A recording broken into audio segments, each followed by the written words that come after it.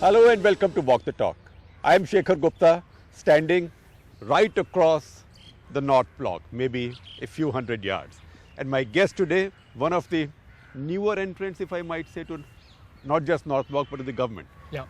Arvind Subramanian, welcome to Walk the Talk. Nice to be here. It's one thing to be Chief Economic Advisor in Government of India. But do governments take anybody's advice? Oh, absolutely. I think that one of the things I've been really pleasantly surprised by is how much opportunity has been afforded for me to offer advice. You know, I think that in all these things, what you want is the opportunity to provide advice. You know, finally, decisions will be taken based on many other things.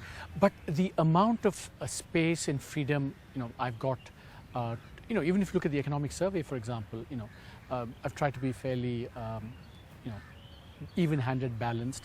So I think that, and before the last budget, before this budget as well, and throughout the year, I mean, the opportunity to do work, to analyze, and then to, you know, present the results to, you know, to many people in government. That's been phenomenal. But that, Arvind, is like letting you speak. Yeah. Do they listen?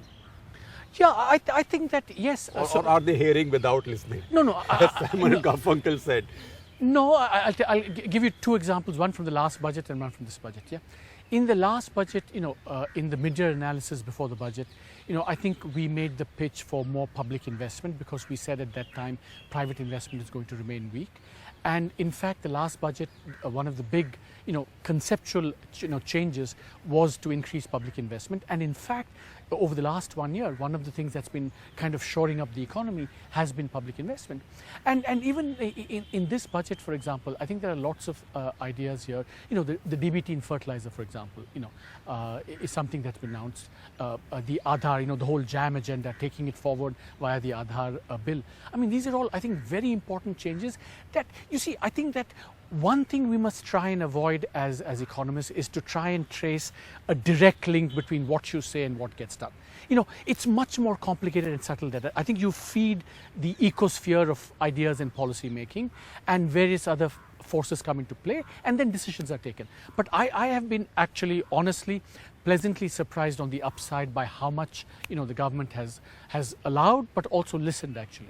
So the system does not see you as a foreign body. You or anybody in your position. No, I think that... Kaushik Basu, Arvind Virmani, no, Raghuram Rajan. No, I think that one of the things I've learned about government here is that actually between what you're told you must not do and what you're told you must do, there's a huge area for, you know, opportunistic, behavior, and, you know, to be able to do things. So I think people overestimate the constraints on outsiders or things, because I really think that, especially, you know, with this government, with the Prime Minister wanting to do a lot of things, change things, you know, the scope to do things, it's all actually up to individuals. I mean, and therefore I think one can do a fair amount. So I've been surprised on the upside. So tell us about some of the things you've been able to do opportunistically, if I may say so. No, as I said, this year's budget, economic survey, in terms of changing the direction of political economy, because ultimately it's politics. Yeah, it's exactly. So I would say, for example, you know, the JAM agenda that we, Just explain the JAM agenda. Okay, JAM agenda is JAM stands for Jan Dhan, Aadhaar, and Mobile. Yeah. So essentially, what we think is that this holds the key to the economy in several ways. You know, if we can put in place financial inclusion, that's the Jan Dhan part of it.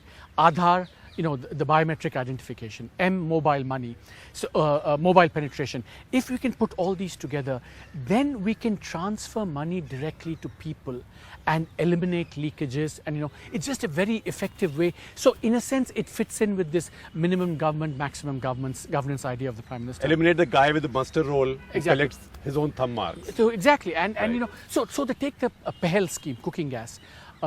I think one of the great successes, we've actually calculated that it saved about 25%, mostly, almost entirely by eliminating the ghost account, the fake beneficiary. So Pehel is a direct benefit transfer. For cooking gas. For cooking gas. And it's been in operation for about now 18 months or so. And I think the savings have been enormous. So And how much money are you paying out now as subsidy? in these accounts? I've forgotten the exact number now, but it's substantial. It's about well, anyway, I've forgotten the exact number, but essentially it's something like $2 billion. Is the total amount in 18 months. In 18 months, yeah.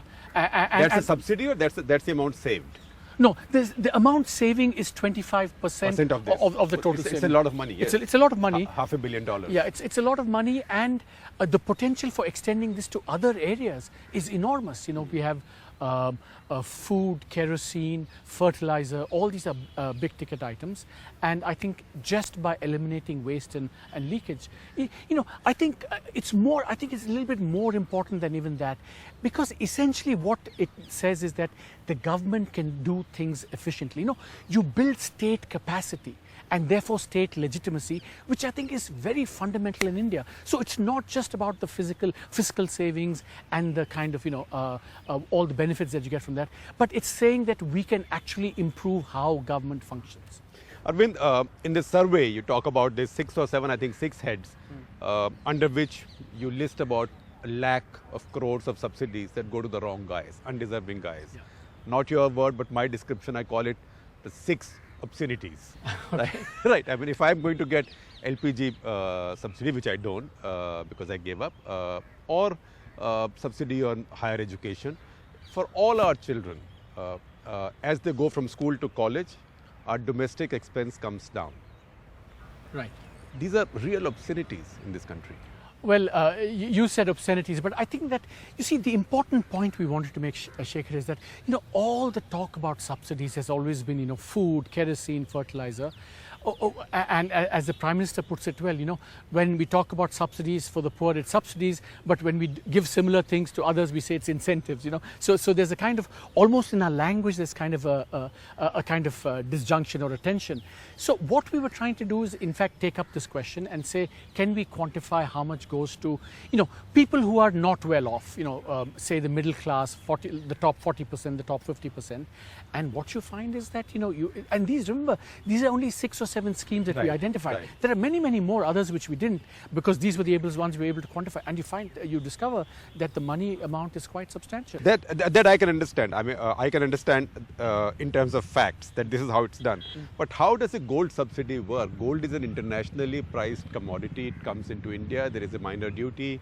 No, so here the way we calculate the subsidy is, these are what we call either explicit or implicit subsidies. In the case of gold, the way we calculate it is, what is the rate of taxation on all, standard rate of taxation? It's, for example, the excise is something like 14.5, state VATs are on average about 14, so it should be about 28% on commodities. In the case of gold, it's kind of 0 at the center and 1% at the state. So not taxing it at the standard rate is the implicit subsidy. Because the problem is that if you taxed it, because it's such a valuable commodity, then it would start smuggling, because people buy in Dubai or Singapore. Yeah, but I think that what we find is that, we've had a lot of episodes where we've in fact have imposed duties on this, and it's not been unmanageable at all. So I think although that's one of the toughest lobbies in the country. You're dealing with them over a 1% excise now. I know, exactly. No, I think the fact that you see, I'm completely, I'm not naive to not realize that the fact that something is low and highly subsidized is because there's a prior interest at work, which is preserving that. But I see, remember, but the job of an economic advisor, there's something called the Dracula effect. Shed sunlight on the problem, and maybe there will be change. So that's, I think. But why Dracula? Because Dracula was scared of sunlight. Remember? Yeah, that's why I think that's I think the. So. But I want to be sorry, Shekhar, can I say one related point in this? I think, see, the related point in this is also to try and understand who is the beneficiary of some of these things, right? And I think one of the points we make in the survey is that, we are generally a country with very few taxpayers, and if you do the cross-country comparison, very few direct taxpayers. Yeah, sorry, exactly. Let me clarify it even further. Right. I think that I'm not even talking about the money that we raise from taxes. Right. I'm talking about the number of people who paid direct taxes, as you correctly said, direct taxes. So our number is that the ratio of taxpayers to voters in India is 4%. think of it this way. I think conceptually people have to understand that, when you vote, you discharge your obligations as a political citizen. When you pay taxes, you kind of discharge your obligations as an economic citizen, and the both should go hand in hand. DVP commercial now. No. You have to have Priyanka Chopra or Amitabh Bachchan. No. But there's a flip side to that. Right. The flip side to that is that this is not just an obligation, but also that citizens must be convinced to actually comply and pay taxes. So that's the other part of the bargain. But I think citizens also have to be convinced that their tax money will be used well. Well, exactly. So there is a crisis of credibility as well with the governments.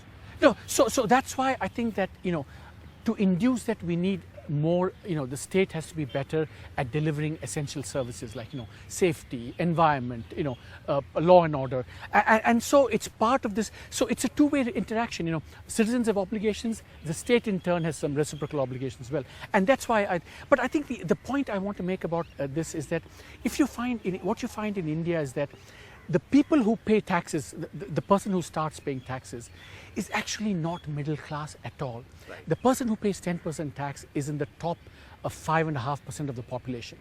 So already the person who's paying taxes is actually very rich. Actually, is not rich, but less poor than the remaining 95%. Yeah, he's less or poor. More rich than the remaining 95%. Yeah, substantially more rich than the remaining. Substantially more rich. And therefore, I think there is this, there's a kind of middle class self-perception as, we are middle class. But I think this just number says that, if you define middle class as somewhere in the 50th percentile of the income distribution, he's nowhere close to that. This person paying tax. See, because the flip side of this is that, so therefore, if you give any tax incentives, it benefits the person who is already better off. Yeah, very well off. Very well off. Take off your economist's hat. Look at India. How do you convince people of India that we need one more round of solid reforms like 91? Because we have the evidence of 91 having worked. You see, I think let me kind of be more a political economist and someone who's studied this cross-country. This is one of the things I've done for a living, yes. Right? Yeah. So, and this is something that we said in last year's economic survey very clearly, that in a sense there are two preconditions for big bang reforms. One, a sense of crisis, an actual or something close to that. And second, fairly concentrated levers of power. In a country like India, we're not, we're growing at 7.5% or close to that. We are levers of power are totally decentralized, not just between the center and the states, but even horizontally between institutions, executive, legislature, referee, CVC, CBI, Supreme Court.